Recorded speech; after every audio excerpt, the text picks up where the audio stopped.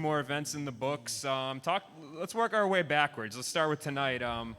Main event, you got a new champion in the bantamweight division. What did you think of the fight? And as a promoter, how excited are you to promote a champ like Juan Archuleta now? I mean, Juan's a special athlete, and you could just see the heart and the desire of both athletes tonight. And I knew it was going to be a war. We had some debates as to internally who we thought might win, but I'm happy for him because he's been with us quite a while, and he has earned his stripes up the ranks. And when he decided to drop down to 35, we wanted to put this fight together, and I'm glad we did because it was spectacular.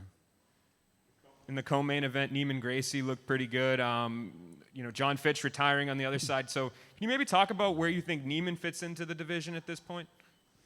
I mean, listen, Neiman's right up there, and I know he hasn't fought Lima.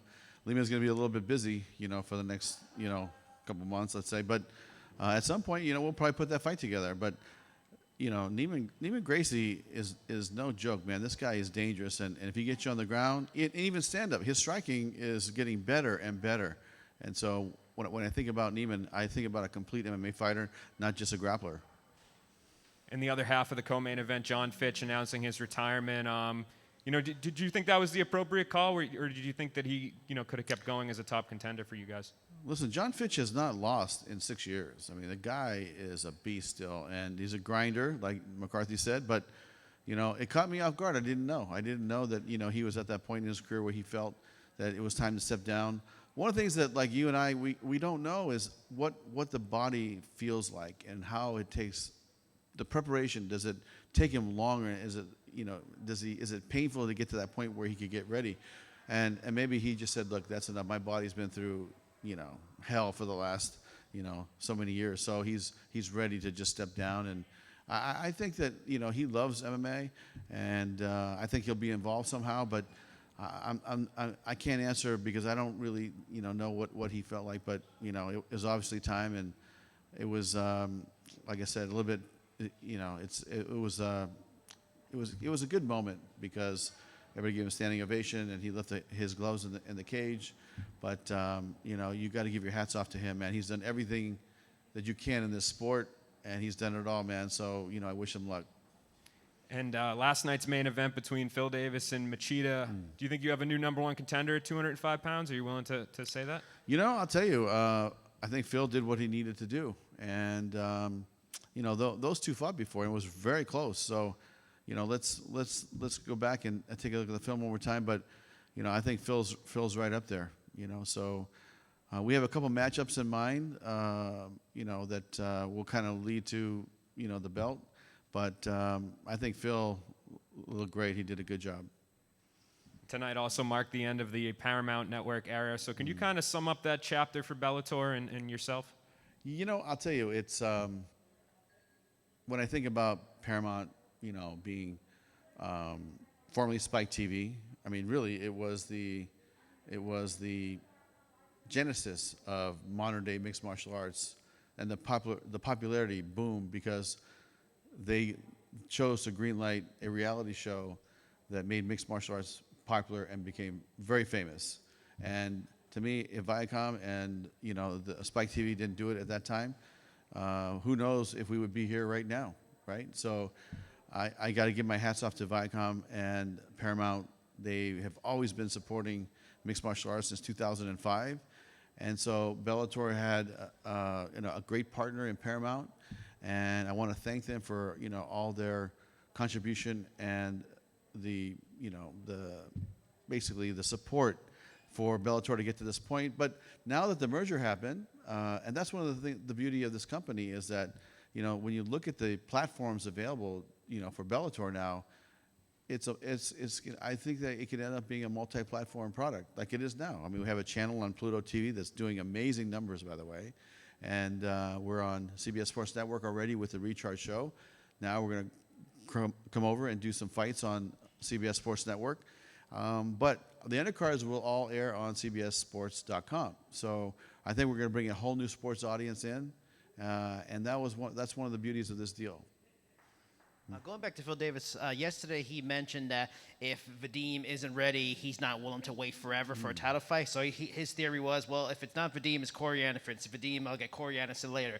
Is the likeliness either going to be a title fight for Phil, or it's going to be him welcoming Corey Anderson to Bellator? I mean, that's definitely a possibility.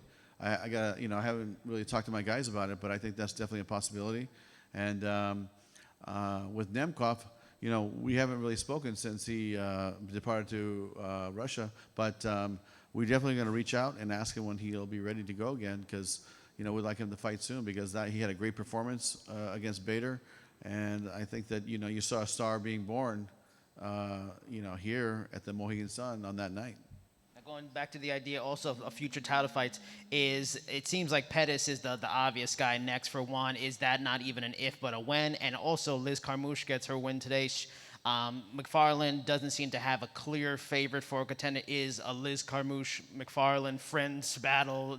Is it another not if but when fight? Well, I tell you, Pettis is definitely something that we're talking about to fight Juan next, but at some point, you know what? Even in the near future, I wouldn't mind seeing a rematch of this fight. This fight to me was a great fight, and I think that Mix deserves it at some point. But in the meantime, I think that maybe him and Pettis should get it on. As far as Liz Carmouche, I understand that her and Alima are not training at the same gym anymore, so they split gyms.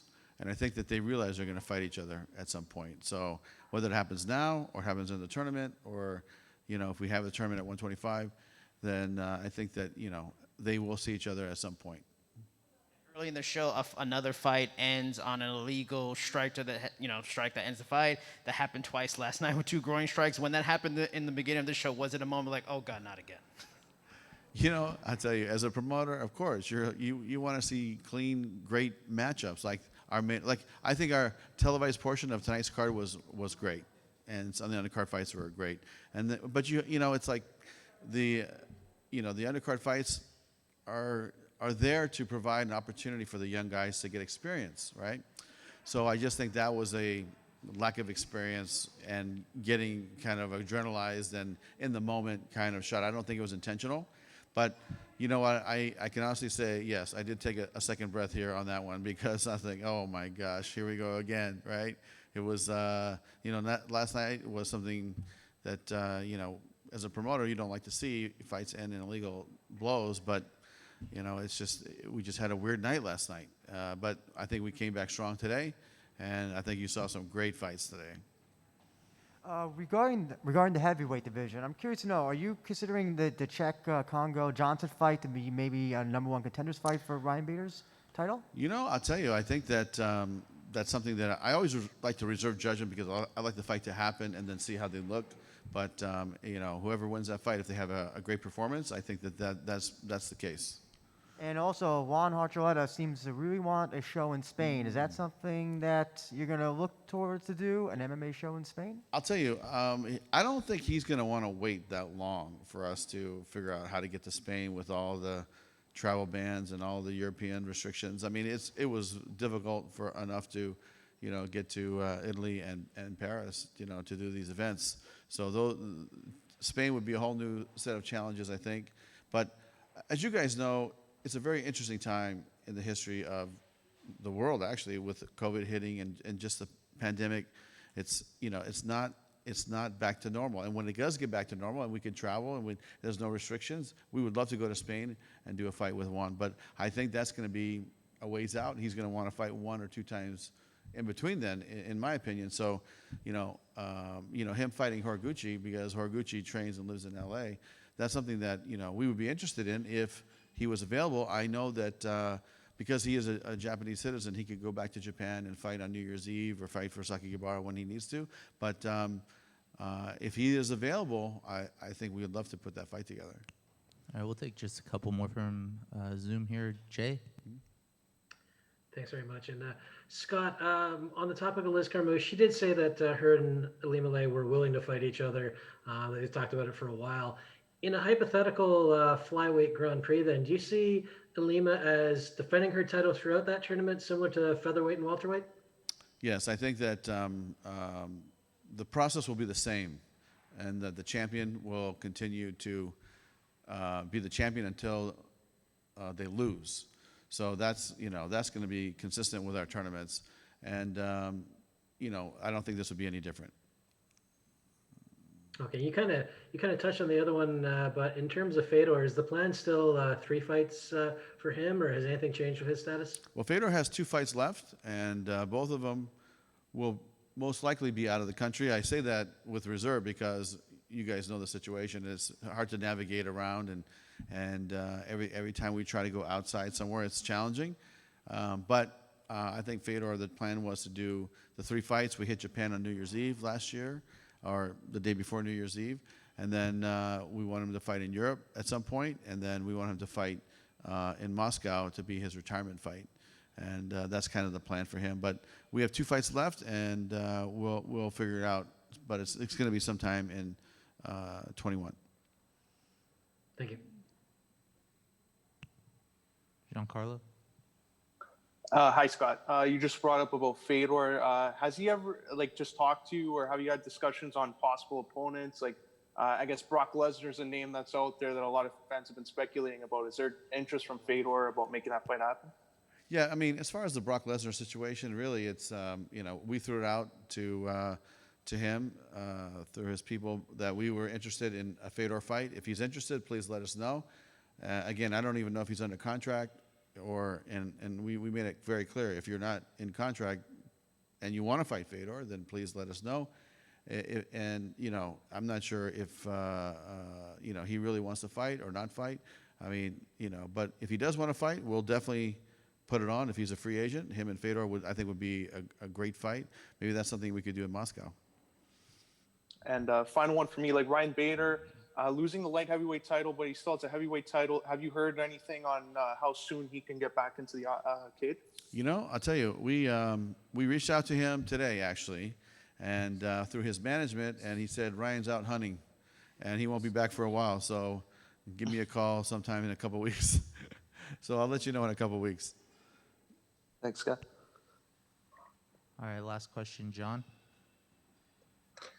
Hi, Scott. I wanted to ask you about Chris Cyborg. I know you announced on the broadcast today that she has a fight coming up in October. A little bit of a surprise. Everybody thought that she'd be fighting either a rematch with Julia Budd or maybe with Kat Zingano getting a win last night. Just can you touch a little bit about how you kind of came up with that matchup? And then are we going to see maybe a Julia Budd and Kat Zingano fight in the future here? Yeah, I mean, the matchups for Kat and Julia, we have not put opponents, up for them yet. So that's something that we're still in discussion. But, listen, Arlene is no joke. I mean, she's heavy-handed. She wants this fight. And, it's something that Cyborg welcomes, because Cyborg will fight anybody.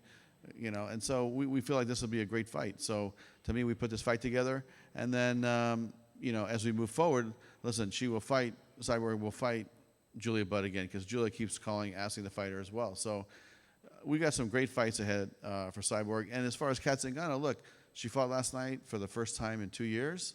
And to me, she still looked athletic. She still looked fast. She could do her thing. But, I think she needs a couple fights, and then, then she could end up fighting Cyborg if she continues to win. Dan? Hey, Scott. Great night tonight. I know that we were talking about the heavyweights before. Someone that was recently brought up not too long ago was Jake Hager. And I know that in AEW, he keeps on bringing up Bellator, and the announcers bring them up. Is there any plan for him moving forward? I know that traveling-wise and mixing sports-wise, it might be difficult due to COVID-19, but do you have a timeline? Oh, you know what? Actually, we don't, but I'd like to see him back as soon as possible, because, one thing when we're having Bobby Lashley fight or Hager fight, it's like, they have great skills, and they're making the transition to becoming mixed martial artists. And, Hager is somebody that I feel like if he could just get enough fights and get enough reps in, he could go, and, I think he could, sky would be the limit. So to me, as soon as he wants to come back, we'll do it. But there's nothing set right now. Thank you. All right. Thank you, everybody. Thank you, Scott. Guys.